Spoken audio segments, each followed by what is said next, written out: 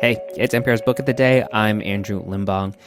I remember being in elementary school when my teacher assigned the class Norton Juster's 1961 classic novel, The Phantom Tollbooth.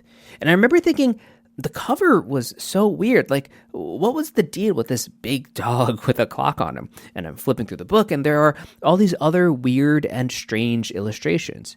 It turns out the book was weird, but what made it stand out were those illustrations by Jules Feiffer, who died last week in his home in upstate New York. He was 95 years old.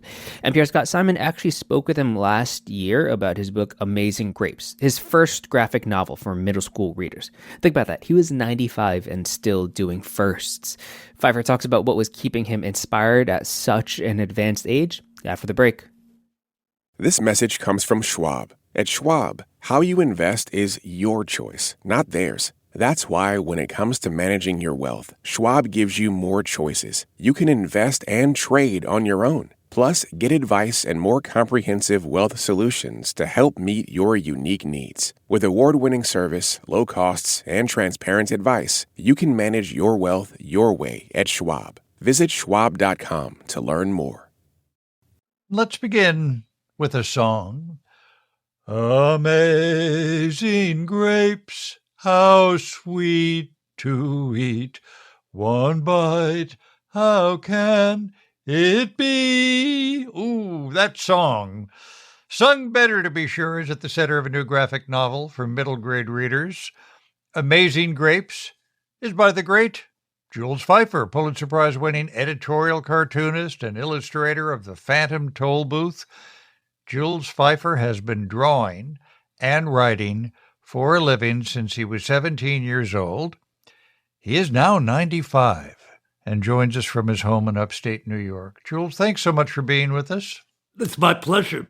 Why write a story for this age group when you're in this current age group? It's what I do.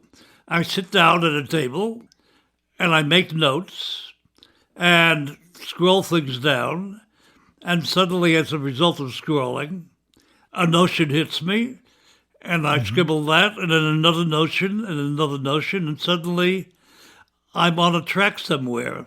The one thing I don't want to know, ever, is where I'm going before I get there. I follow the orders of the book. The book tells me where it wants to go, and I write and I draw accordingly. The story begins with a pretty sad event. The father of a family walks out on his wife and 3 children, Shirley, Pearlie, and Curly. That's right. He's not a nice guy, apparently. Yeah. But everything that happens as a result of that leads his family into adventures and into universes. That's an infinite improvement on the home they've been living in and the life they've been living in. And if there's a point to the book, and I don't know that there is a point to the book, it's go where your sense of adventure takes you, go where your sense of surprise takes you, and don't ever lose your sense of play, because the book is full of a sense of play. And I found as I got older over the years, my sense of play has gotten more relevant, in a sense, to my daily life.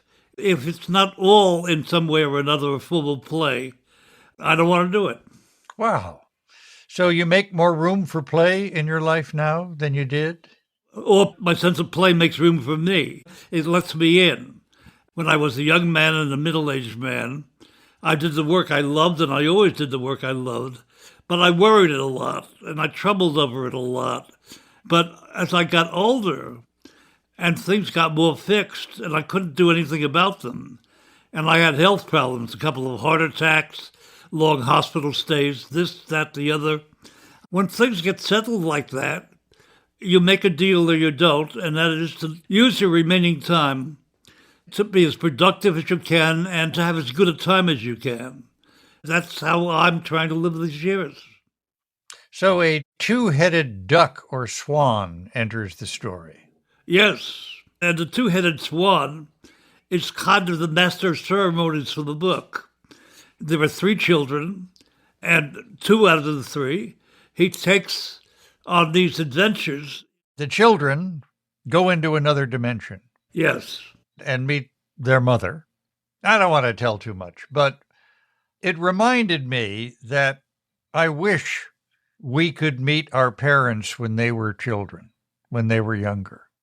Well, in a way, I think we do know our parents when they're younger. We may have forgotten, but my mother, who lived a very hard life, she was the sole source of income during the years of the Great Depression. I was born in 1929, and she was a fashion designer. And she had a terrible life, and she and I had a terrible relationship. But before that terrible relationship, she had a sense of playfulness, and she sang songs. And I realized that the only thing wrong with my mother was that, like a nice Jewish girl, she did what her family told her to do, which was get married when she didn't want to, and have a family which she didn't want, and she wasn't any good at. So the irony of all of that is it worked out to my good fortune, to my benefit. What she was not allowed to do, what she was robbed of, I was gifted with. And the older I get, the less forgetful of that I am, and the more it becomes the point of my continued existence. Yeah. Did I get the song right? Amazing Grapes? You did great. Thank you. The idea of Amazing Grapes, years ago, Obama was at the funeral in the South doing a memorial. Yeah, I remember.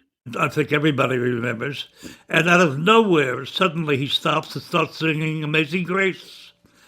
There probably wasn't a dry eye in the Western world.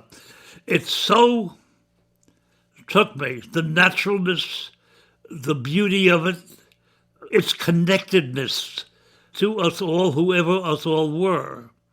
And somewhere, all these years later, when I was looking for an idea to turn into a book, the Amazing Grace song of Obama came through.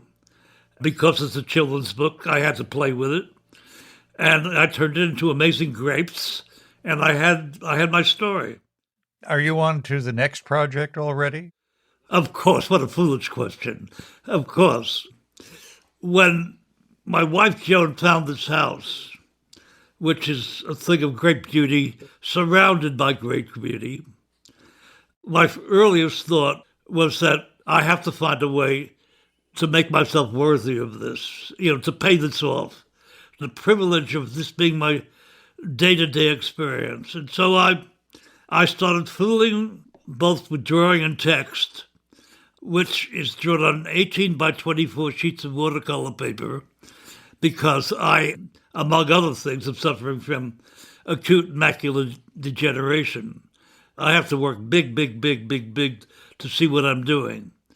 And I'm letting the book tell the story in memoir form of my life, from the time I was a baby to the time I am an old man. But I'm happier now than I ever have been doing the work I love, having a wife I'm crazy about, and living this wonderful life to the end where I can say things and do things, and my work has been accepted so that I can get away with it. Getting away with it is a very important deal. Jules Feiffer, his new book, latest thing he's gotten away with, his first for middle grade readers, Amazing Grapes. Thank you so much for being with us. This has been a great pleasure. As you know, I've followed you for years.